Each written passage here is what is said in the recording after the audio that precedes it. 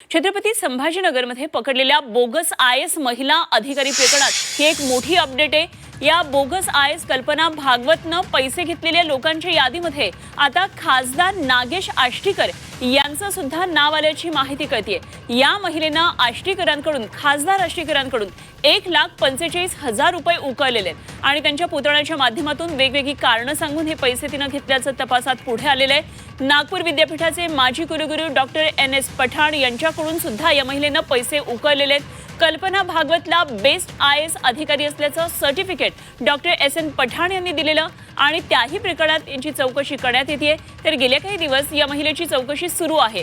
NIA सुद्धा या प्रकरणामध्ये आता चौकशी करते आणि या महिलेचा अफगाणिस्तानी मित्र याला दिल्लीमधून अटकही करण्यात आली आहे। केंद्रीय मंत्र्यांचा PA सांगणाऱ्या आणखी एका व्यक्तीला कल्पनाच्या मित्राला पोलिसांनी अटक केलेली आहे।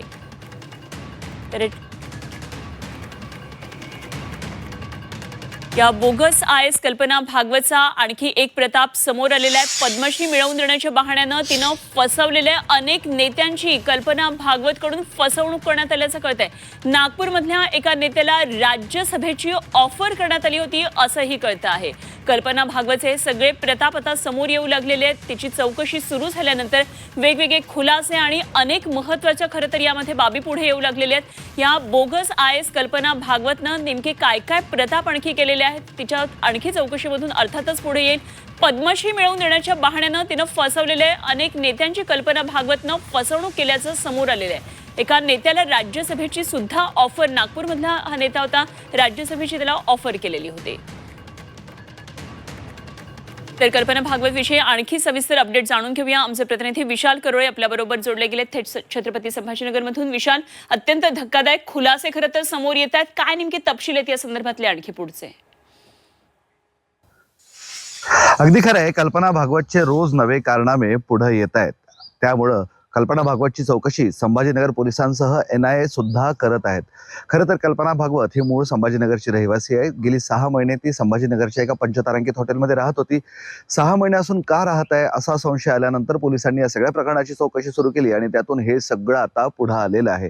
कल्पनाचा जो बॉयफ्रेंड होता अफगाणिस्तानचा रहिवासी, त्याला दिल्लीतनं अटक करण्यात आली आहे। सोबतच गृहमंत्र्याचा तोयस्तया OSD सांगणाऱ्या एका इसमाला संभाजीनगर पोलिसांनी दिल्लीतून अटक केली आहे। दोघांची चौकशी सुरू आहे। त्यात कल्पनाच्या खात्यावर 32 लाख रुपये आढळले होते, ते कोणी कोणी दिले या सगळ्या गोष्टींचा तपास सुरू आहे। त्यात आता शिवसेनेचे म्हणजे उद्धव ठाकरेंच्या शिवसेनेचे खासदार आष्टीकर यांचं नाव पुढे आलंय। त्यांच्याकडनं कल्पनानं 1,46,000 रुपये घेतल्याचं पुढे आलेलं आहे। मंदिराचं बांधकाम आहे, आईचा अपघात झालाय, असली सगळी कारणं देत हे पैसे पुतण्याच्या माध्यमातून घेतल्याचं आता पुढे आलेलं आहे। त्यामुळे पोलीस या प्रकरणात चौकशी करणार आहे। इतकंच नाही तर नागपूरच्या युनिव्हर्सिटीचे जे माजी कुलगुरू आहेत डॉक्टर पठाण म्हणून, त्यांच्याकडनं सुद्धा कल्पनानं काही पैसे घेतले। इतकंच नाही तर त्यांच्याकडनं एक सर्टिफिकेट सुद्धा घेतलं होतं, त्यात बेस्ट IAS ऑफिसर असं कल्पनानं लिहून घेतलं होतं। त्यामुळे या कुलगुरूंची सुद्धा पोलिसांनी चौकशी केली अशी सूत्रांची माहिती आहे।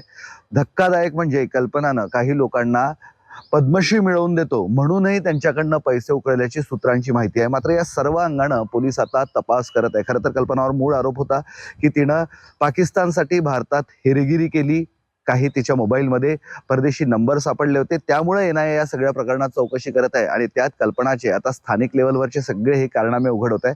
कल्पना अजूनही पोलीस कस्टडीत आहे आणि पोलिसांच्या चौकशीत अजून धक्कादायक माहिती पुढे येण्याची शक्यता आहे। अगदी जरूर लक्ष ठेवून रहा विशाल, या घडामोडी आपल्याकडून जाणून घेत राहू। तुर्तास धन्यवाद दिलेल्या माहितीसाठी। विशाल करोळे आमचे प्रतिनिधी आपल्याबरोबर होते। तर छत्रपती संभाजीनगरमधून एक महत्त्वाची घडामोड, ही बोगस IAS अधिकारी म्हणून सगळीकडे मिरवत होती। अनेक धक्कादायक खुलासे आता तिच्या चौकशीमधून पुढे आलेले आहेत। आष्टीकरांचं नाव सुद्धा यामध्ये आले, त्यांची सुद्धा फसवणूक, खासदार आष्टीकरांची फसवणूक सुद्धा या बोगस IAS महिला अधिकाऱ्यानं केल्याचं आता पुढे आलेलं आहे। त्यामुळे तिच्या पुढच्या चौकशीमधून आणखी काय काय खुलासे होतात हे बघणं महत्त्वाचं ठरणार आहे।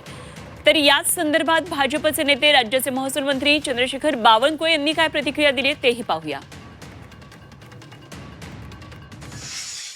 महिला IAS अधिकारी त्यांनी अनेक लोकांची फसवणूक केली अशी माहिती समोर येत आहे। नाही, त्यावर चौकशी करून कारवाई करू।